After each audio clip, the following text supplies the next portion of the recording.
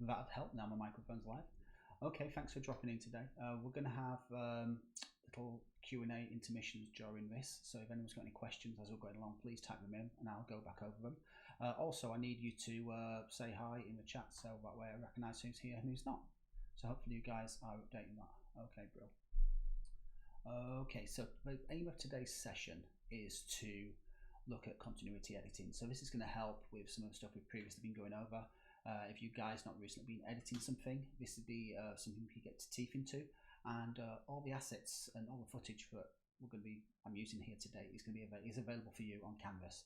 So if you go have a look, you'll find a link to download from Google Drive all the footage, all 126 files, 113 clips, which is a little bit overwhelming. So we're going to find a way to helpfully manage that. So you know that happens when you start filming, that you can have multiple takes, etc. So we're looking at this process, which will help you be more organized in the edit, and then we'll actually look at some of the cutting and editing techniques for continuity and how we can put this edit of a short horror scene together. Hopefully you guys will enjoy this. I can't claim this is my footage, I'm afraid. It's actually stock footage which is available online. I will put a credit for it within the description below, so thank you very much to the individuals that made this available. And all I've done is sort this out and rearrange media assets so that way it's usable as a teaching resource. So let's quickly just go over to Word. Yes, your favorite program. Let's have a quick look at what we're dealing with here. So what we've got is a script. So this has been one of the first things you get introduced to. So it's a script and it's made up of 3 short scenes, and they don't necessarily have to be edited in this order, and we're going to talk about that later. So what we've got is an interior warehouse scene at night time, as all horror scenes are. So lots of action descriptive as to what is going on there, so no dialogue. But then at the end of it, the dialogue we do here, which comes out of one of our characters' mouths, is her screaming, which then cuts to scene 2, which is an interior bedroom scene in the morning. Bit of action descriptive there, very short scene, 1/8 of the script, and then it cuts to interior kitchen morning, so it's continued, and at which point we get some action descriptive here and we get some dialogue as well, so that way our characters actually speak, and it ends fade to black. So it's a very short scene, effectively just under 2 pages. And when this was shot, a shot log was taken, and here are all 113 clips, and it was shot on 2 cameras. So we have scene 1, camera A and camera B, and scene 2, camera A and camera B, scene 3, camera A and camera B, etc. So there's lots of described content, and as you can see here, some of these shots are retakes and some are very short, but what's not been marked on here is good or bad, so they've been left blank, so that way you can actually look at this footage once you've downloaded it, and you can do what any editor should be doing, is previewing all the footage and looking for the good takes, ideally on set. If this had actually been shot logged and there'd been some indication it's good or bad here, what was the good takes and what were the bad takes, it would have helped you. It's great to look through the footage, it's good for you to know it. Sometimes you might find something that's marked down as a bad take, but actually it's usable. Maybe you've decided to swap things out and change things around, and what was a good take doesn't quite work for continuity wise, so maybe then have a look at some of the other takes and maybe you can rescue something which is going to work for you. So that is a list of all the shots. Seems quite overwhelming, but once you actually go through it, it makes your editing a lot quicker, and this would be done by a junior editor, a lightweight editor, to save time in the edit suite, and that's what's important. Edit suites are quite expensive to hire, or if you've got to pay an operator, an editor, it's going to be expensive as well, so hence any time saved there is really important. The other documents on here is the credits as well, and I've included it in there as its credit and reference to the people which are involved in filming this and who owns the footage as well. So if you were to actually produce an edit with this footage, please include the credits as well, either on the actual film or include them in your description as well. So can I please ask that of you? So let me close that down. So let's go and have a quick look at Premiere Pro.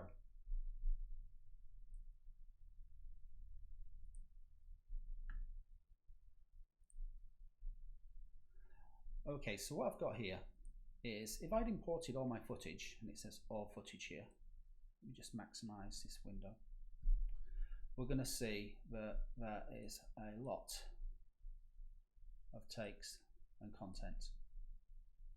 And this folder structure, which is on my hard drive, replicates what is on the shot list, so that way you can find things easily instead of having to watch everything. You've already watched it once and you've marked whether something's a good or a bad take. So now you could actually just choose to import them good takes and not import everything, or you can import everything like what we're seeing here, and then you can ID the clip you need and sort it out. So hence that pre-organization is really important to help you save time in the edit and work efficiently and not end up having a messy situation going on. So there's more than one way to tell a story, and we're going to look at 3 examples here of this script. If you wanted to, you could have the script open at the side and read the action descriptive as we're seeing what's going on. And this first one here is about telling the story, and we're hearing the story being told.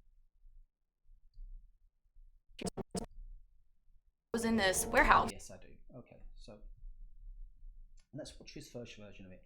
This first version is show, don't tell.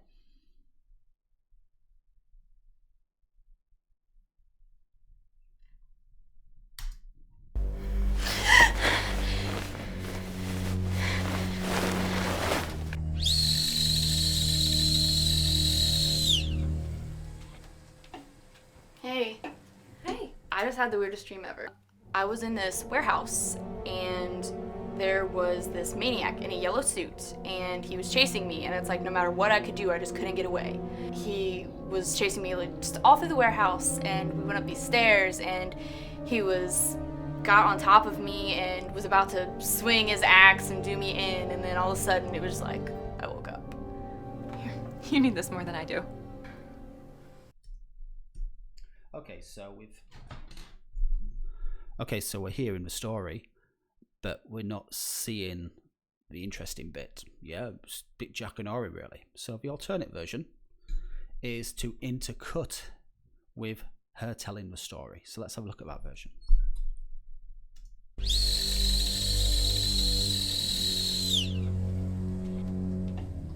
Hey. Hey. I just had the weirdest dream ever. I was in this warehouse and there was this maniac in a yellow suit and he was chasing me, and it's like no matter what I could do, I just couldn't get away. He was chasing me like just all through the warehouse, and we went up these stairs and he got on top of me and was about to swing his axe and do me in, and then all of a sudden it was like I woke up. You need this more than I do. Okay, so we've intercut there between the girl telling the story. We're actually then seeing the story, which looks a lot more interesting, and then it cuts back to the resolution of the story. So a great way of telling the story. It did feel very documentary style though when we've got her voice over the top. It sort of took away the edge of the drama of what we're seeing, and her telling the story in such a bland fashion with that dramatic score in the background and the images as well just didn't mix well. So let's try to get the best of both worlds here and let the visuals really give us the story. We don't necessarily need to hear her describing what is happening. We can see it.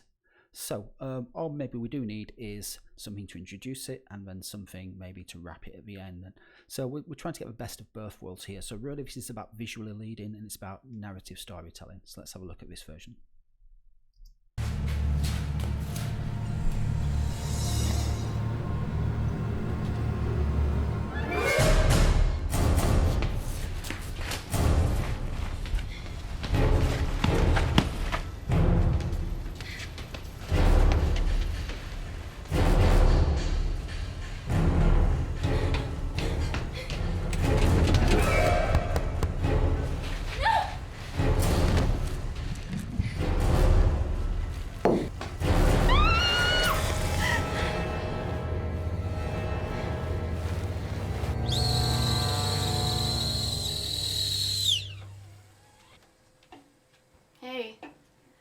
I just had the weirdest dream ever.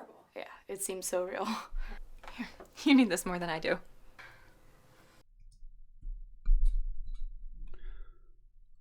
Okay, so what you've seen there is the better of the three options. It's the one which is really gonna let you visually lead. It makes the audio and the score really bounce through. The strength of the imagery, all the effort that's gone into it is really coming through, but hence we've got a nice juxtaposed bit of storytelling within there as well.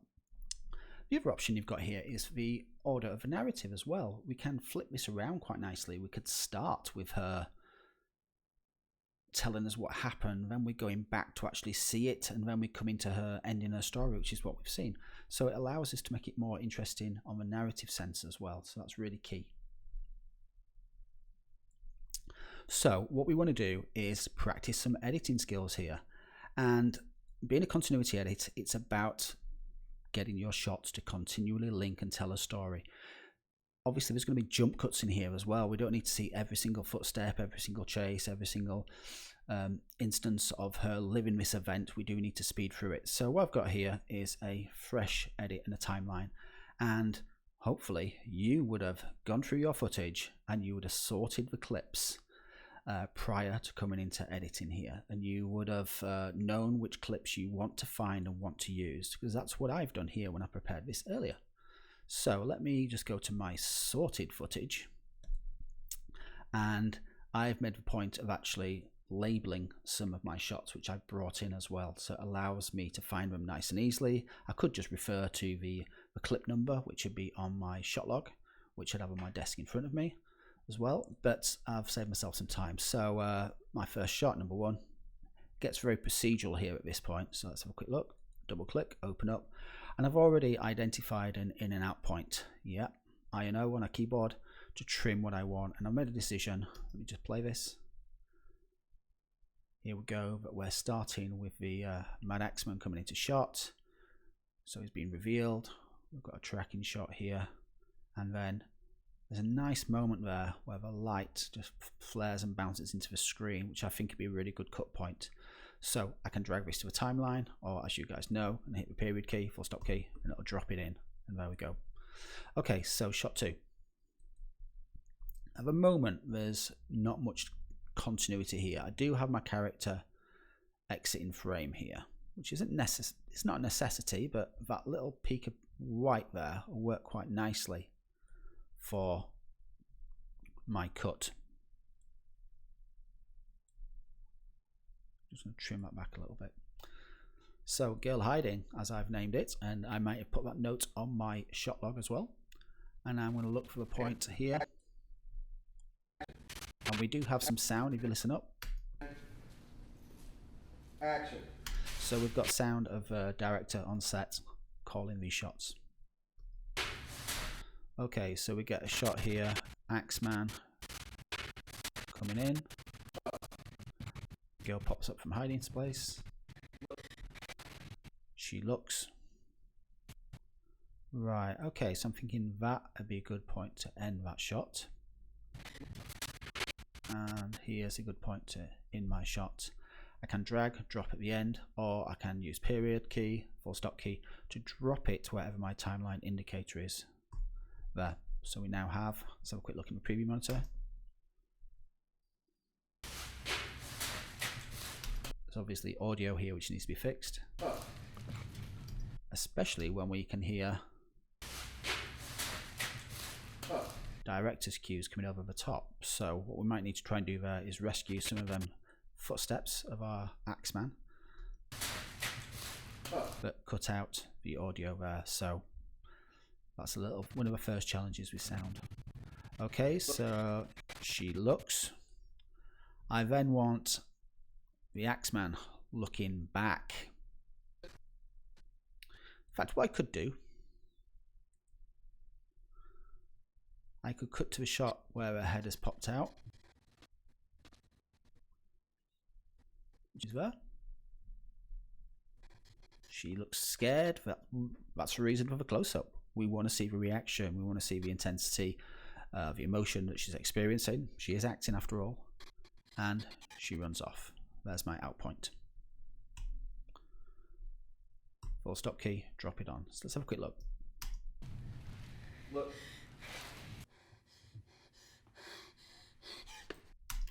Okay, so what I want to do, I want to give her a even better reason to look scared. And I want her to see here that the Axeman has seen her as well. So that way she's just not watching, she's now being watched as well. So let me have a quick look at shot 4. Axeman looking. So there's a moment here where he turns his head and starts to move. So what I want is the point here where he turns his head and starts to move. Out point. I'm going to just drag this. I'm going to place this here. I don't really necessarily want the audio, so click off, hold down Alt. Oops.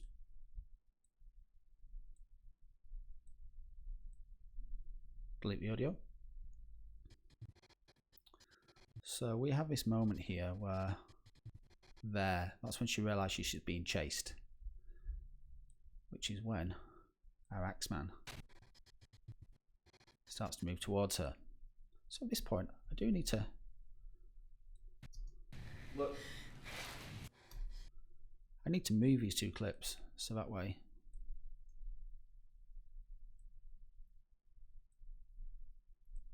look. She looks, he looks, she starts to run. So I want you to have a play with the continuity there. There's more than one way to do that. Yeah. It could be that she hangs onto this shot a little bit longer.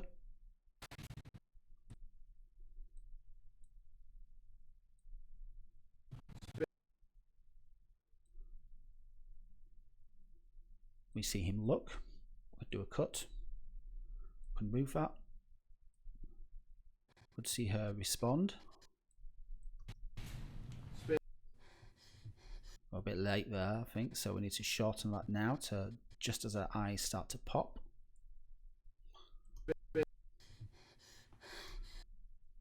And we could do a cut there. We could then show the Axeman start to move, and then her realizing it's time to get out of here. So that intercutting between the two characters, the backwards and forwards, is what's going to help build tension, and the pace and shortness of that shot is really going to help as well. So you want to be, it's an extra effort, but this is what gives drama to the scene, and this is where you need to make sure you don't have any temporal overlaps and that things fit nicely, so you got good continuity. So she gets out of there. If I wanted to, I could even go back to this shot here, double click up here, and let's look for the bit where she doesn't actually run from that angle there. So let me just go to 5, the chase. So she started running, and let's have a listen. All right, camera's rolling. And action. Okay, not a bad place to maybe mark an in point. Or a bit of camera wobble prior to that.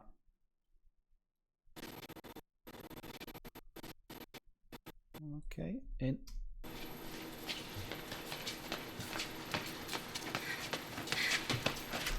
Maybe I'm going to cut there. Well, we've got our character quite full in the scene. And go to my out point on my timeline, hit period key, drops in. Let's have a quick look and see how this is starting to look now.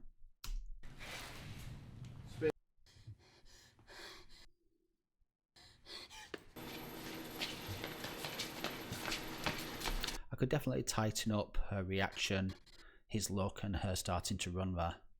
I think that definitely needs something.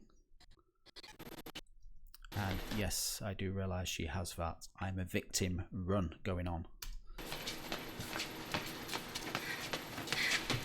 Okay, so we've let her exit shot there. It's not always a rule, you don't always have to let someone exit shot. Let's have a look at the next shot, which I know is where there's a bit of a struggle around a table. So let's have a quick scrub over this. Get ready and action.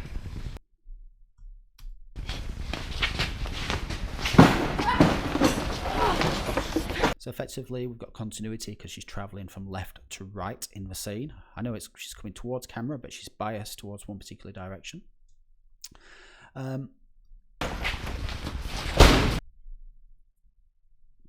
let's just leave it there for now. Mark an out point, I can always trim. And back to my timeline, endpoint.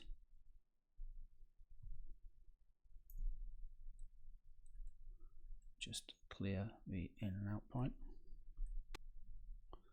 And let's drop that clip in on there. Look it up. So we could cut it there and then have pick the shot up here.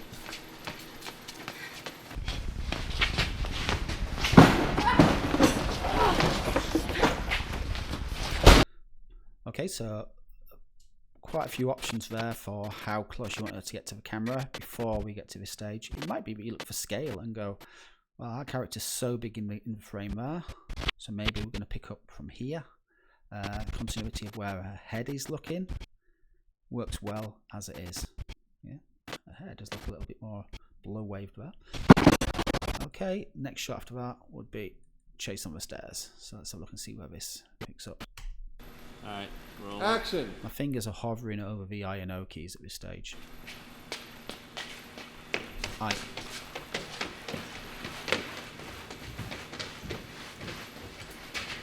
Cut. Oh, just as he shouted cut, I believe, actually. So again, let's go to my endpoint, drop in, see how these connect.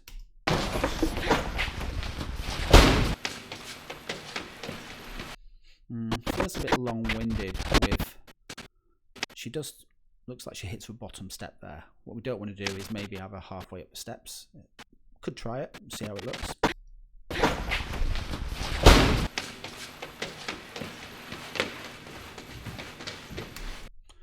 Okay, so it goes on.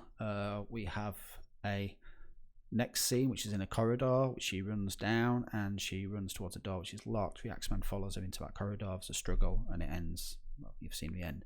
So you guys need to have a look at these shots and start to put this sequence together. It's a great exercise for continuity. You need to consider the audio. What are you going to keep? What are you not going to keep? What do you need to change maybe to make this workable? I want to show you another shot here because there's a bit of a problem with this shot. It's a door lock shot. And let's have a go with. Okay, so this is the scene where she runs down. She's gone up the stairs and she's gone through that door, and there is a closer shot of her coming through that door at the end of the corridor. But I wanted to look at what's going on here on the left of the screen. Can we magnify what's going on here? We've got a character who's sat on a stool with a camera.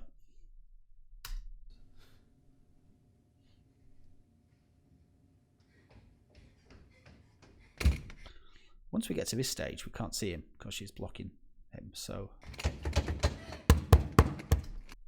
maybe that's usable. We've got a point here where she's turning to run back towards, so cutting on action is really good. So consider, what might prompt your cut points here. I believe we have chapter 2, more than one version. Let's have a quick look and see what the difference is. Yeah, I think I pulled this one up because she's a bit more biased to the left of the screen, so I think she was covering the camera operators sooner. It allows us to see the figure over her shoulder clearly. Okay, so there's a point there where she leaves the door where the camera operator starts to be revealed. That's where we need to definitely make sure we've cut by that point. So if there's issues like that, there's also the option that you could possibly look to crop the shot. So I'll show you here. So this is sort of saving a shot in a way. Let me just drag this into a timeline and show you this little technique. So say for instance I wanted to use a shot from here. Let me just trim it in. What I could possibly do is see if I can enlarge the image ever so slightly. This has been shot in 4K, and if we were bringing this onto a HD timeline, we'd be shrinking it down to 4 times the size it was. So maybe we wouldn't shrink this down. Maybe we'd actually try to keep it closer to its original size. So I'm mimicking this here by just pushing the scale up a little bit. So I'm going to push the scale up and I'll just rearrange the height of the shot like so. Let's go to 150.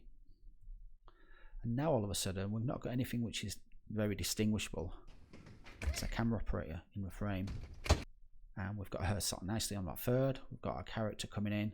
There's actually quite a central perspective to the corridor, so that's sort of helped us. So sometimes you can save your shot, and that's the advantage of why a lot of content is shot in 4K. It allows for the images to be scanned and panned and moved around. Higher than 4K now, 6 to 8K. That freedom for framing is really useful. So by scaling things and moving things around the frame, you might possibly be able to save that shot. So I want you two guys to have a look at that. There's a great opportunity here as well for a bit of interrelational cutting, relational editing, if you recall this, where there is the moment where she screams and we have the kettle whistling. Have a little experiment and have a play with that. Maybe there's a way to link them elements together. I've also included some score. Let's have a quick listen.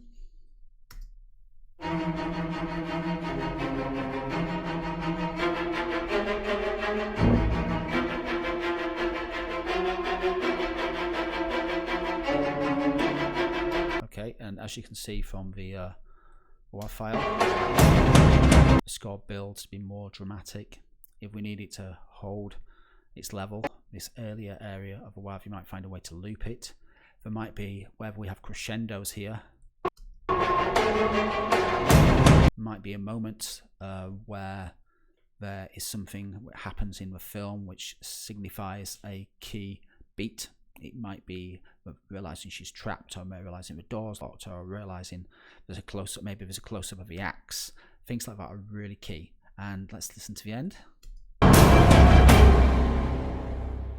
And there's the come down at the end. Maybe that could be timed appropriately as well.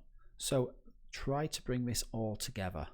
Your edit should come out around about 1:10 approximately. Let's have a quick look and see what the length of this one was.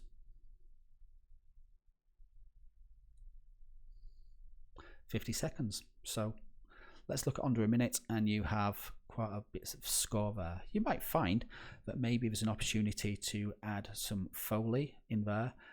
ADR might have been used for the struggle when it was on the ground, etc. The sound for the dialogue in the kitchen, I believe, is pretty clean, so it's okay there. Let's have a quick listen and look. So look at the wake up shot. I don't think there's much audio in the wake up shot. And action.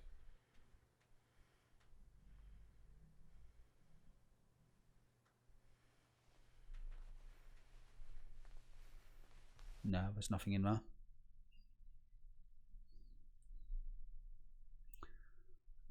Let's have a look at the close up of a kettle.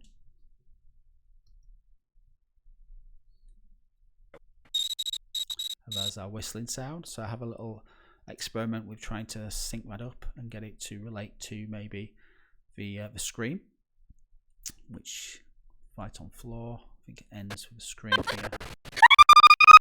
That's for a moment. Oh, I would have a little thing I want you to look at. I'm not sure the clip is on here. Axe swings reverse. Here we go.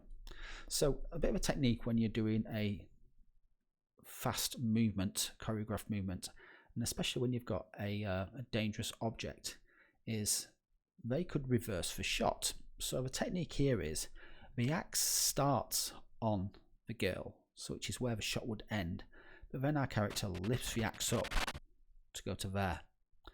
What would then happen is we'd then just, in fact, let's have a quick mark and out point, mark and in point. Let's just bring this axe shot in here. And what we're going to do is reverse the clip, so that way it's now swinging the axe down. Speed duration is actually reverse speed, or you can type -100. That's the same effect. You can see some things being added because we've got a little yellow render bar there. We're now with the axe coming down as well. So it's a much safer way of capturing that moment. maybe the actual character, the actress, is not there with a camera, but I wouldn't really like someone swinging an axe really fast towards my lens. So this is an alternate way of doing that. And if we wanted to add a bit more power to it, we could possibly speed up as well. So it's already in reverse speed. Let's tell it to go 150. There you go. So some little techniques there which will really help you. Okay, I'm gonna see if there's any questions now coming from you guys. So if you've got anything that you want me to answer, please throw it in there.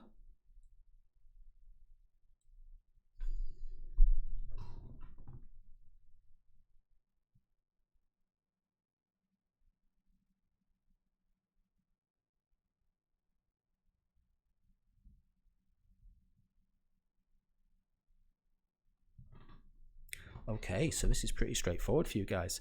Okay, so the beneficial here, the benefit of this here is you guys are been producing edits, which is part of your content, which you're going to almost give us as your portfolio. And this is another opportunity to show some editing techniques and skills and how we can bring these techniques together. So the footage is available for you on Canvas, and you can download, obviously, and you can, the script is there, the shot logs are there as well, and the credits. So as I mentioned earlier, please, if you produce something here and want to put it online, please include the credits to give and respect, give credit and give respect to the people who actually filmed this. And it was filmed and created as a training resource for students like yourselves as well. So please respect that. If there's no other questions, that's going to end our session for today. I hope you found it interesting, and I hope you're looking at this footage and this tutorial as an opportunity to get going on this process. Again, I'm just trying to drag you away from I have an SD card full of footage, I'm going to throw it onto my hard drive, I'm going to start chopping away. Let's try to have some process going there, please. Yeah. If you're working in an edit studio or an edit house, they would expect process to be in place, would expect good file management, and they wouldn't be necessarily expecting you to sit at an edit station while you're doing this. It could be that you edit stations or booths are booked out or used by other editors, and hence any preparation which you're going to be doing to save time at that edit station is going to be done prior to that. So it's preparing to edit, and that's why shot logs exist. That's why you get handy copies of scripts as well, because it might be you are not present when this has been filmed, this is not your material, so you need to have a good overview about what the story is and how it could be possibly put together, so that way the clips make sense for you as well, and it gives an indication of roughly how long the script is and the pace of the script as well. Okay guys, so that's it for today.